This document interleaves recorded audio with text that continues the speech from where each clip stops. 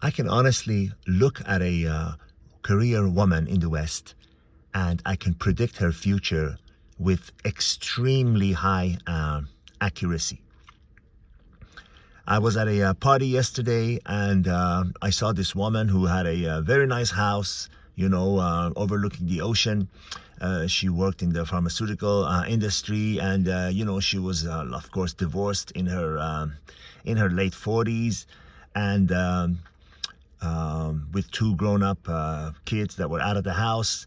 And I could just look at her, the way her demeanor and the way she talked and the way she handled herself, that I could assess exactly her situation in life, and where she was going, and what she was expecting, and how she was going to end up. I say this with no disrespect for women, but the fact is, this femininity, this feminism that you fought for, and this situation that you've placed yourself in, is, you must accept, at the very least, a double-edged sword. That's cutting in both ways with the same intensity. This woman is, we've repeated this 1,000,001 times, this woman is in a situation where she has high expectations of a man in her life that she will never find until she dies, until she gets old and gives up, because now she looks in the mirror and she realizes that what she was hoping for was a impossible dream.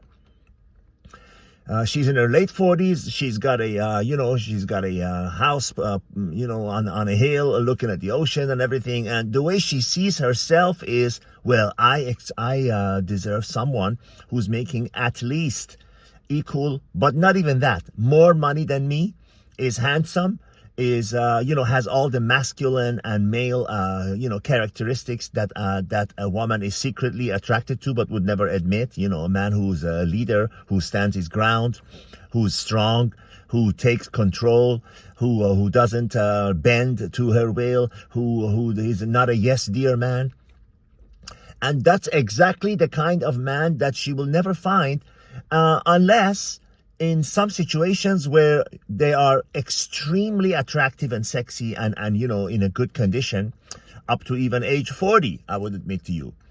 That man will be with her maybe for a night, on occasional sex, but that man is not going to limit himself to this one woman just because she is successful. He doesn't care about that. We all know that. We all, as intelligent men, know that. And intelligent women know and never admit that a man does not care about a woman's financial status. He cares about how attractive she looks and how sweet and agreeable and drama-free she is. As much as you women might hate this, I'm sorry, but that is what men want. And the fastest way in the world, for all of us, men, women, everybody, the fastest way to get what we want is to give others what they want. It works in the business. It works in the business life. It works in personal life. This is like a law of gravity that you cannot negotiate or change or not accept. It is there. If you drop a piece of rock, it's going to hit the ground. It's not going to change. Don't try to negotiate and legislate your way out of it.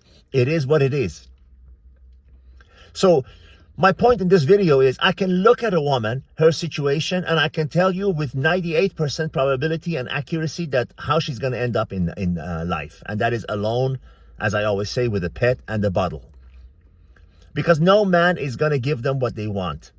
The type of man that will come to her and say, oh, well, she's got a house and she's got money and maybe I could, shack up with her. I don't have to pay rent. That is not the kind of man that they want. They look down on them like cockroaches. They want the man that will only give them the time of day if they're very attractive, and only for a night and for sex. They're not going to marry a woman who's in her late 40s or mid 40s or early 40s with grown-up children. And that's only number 2 problem. Number 1 problem is the attitude that she has, the attitude and the expectations that she has. Men just don't feel the need. Men with options, let me add that with the capital letters. Men with options are just not going to sign up for that. Why would you sign up for something that you don't need and want when you have the options to do better?